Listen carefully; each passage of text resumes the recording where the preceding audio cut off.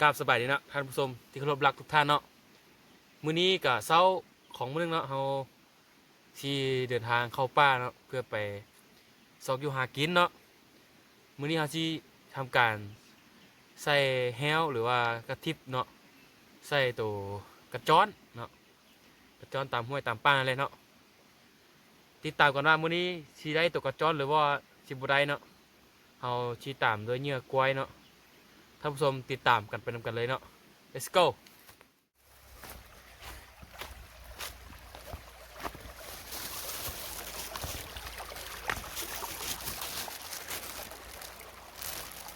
นี่เนาะธรรมชาติบ้านเขา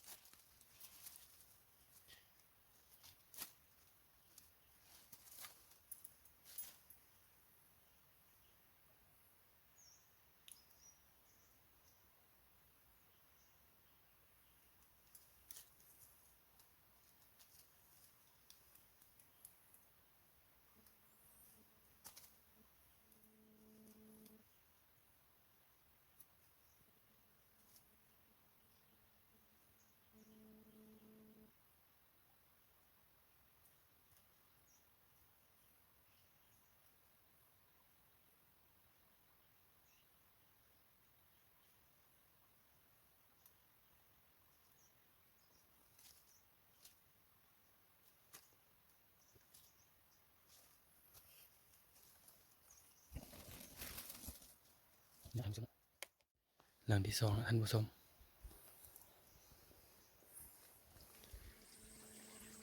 หลังที่สามแล้วท่านผู้ชม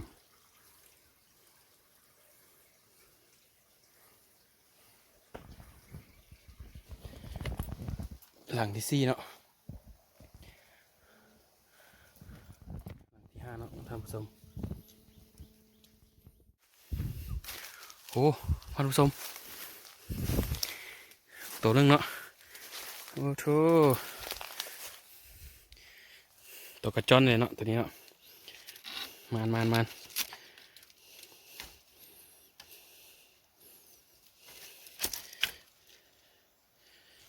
เนี่ยท่านผู้ชม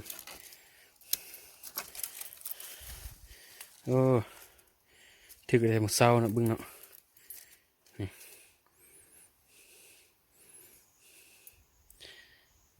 ติดตามหลังที่สามเนาะ